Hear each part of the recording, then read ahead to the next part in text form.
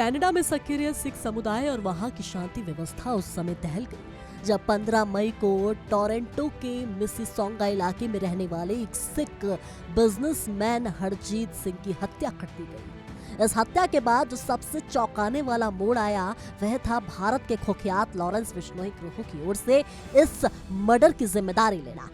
America में मौजूद gangster Rohit Godara और गोल्डी बरार ने सोशल मीडिया के जरिए न सिर्फ इस वारदात को अंजाम देने का दावा किया बल्कि ये भी ऐलान कर दिया कि अब कनाडा उनके निशाने पर है।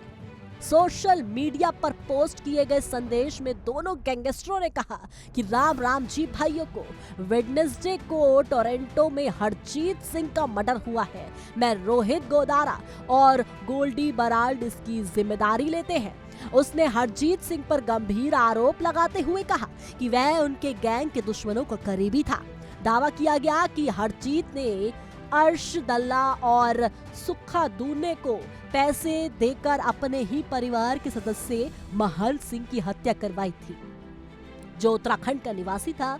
गैंगस्टरों ने आगे कहा कि हरजीत को 1 साल पहले ही चेतावनी दी गई थी कि वह उनके दुश्मनों से दूरी बना ले। इसके बावजूद उसने 2 महीने पहले अर्श डल्ला की जमानत में मदद की थी। यही कारण बना कि अब उसे रास्ते से हटा दिया गया। उन्होंने खुलकर चेताया कि जो भी हमारे दुश्मनों को सपोर्ट करेगा उसका यही हाल होगा। इस बयान के बाद साफ हो गया कि बिश्नोई गैंग अब अंतर्राष्ट्रीय स्तर पर अपने दुश्मनों को टारगेट कर रहा है और कनाडा अब उनका नया अड्डा बन रहा है।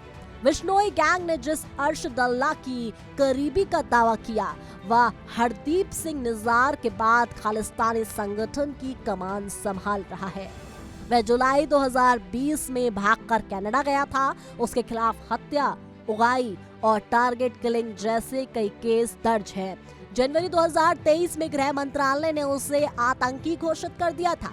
वहीं गोदारा और बिश्नोई गैंग के अन्य सदस्य इंटरपोल की वांटेड लिस्ट में शामिल हैं।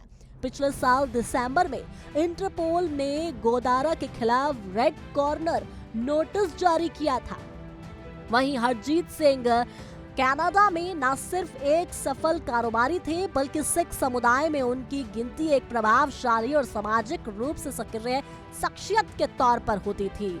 उनकी हत्या के बाद अब कनाडा की सुरक्षा एजेंसियों के सामने एक बड़ी चुनौती खड़ी हो गई है।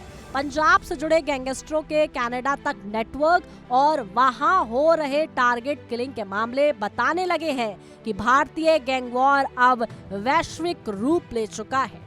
ऐसे में इस केस से जुड़ी तमाम जानकारी के लिए हमारे साथ बने रहे और इस पूरे मामले पर कमेंट बॉक्स में अपनी राय जरूर पेश करें।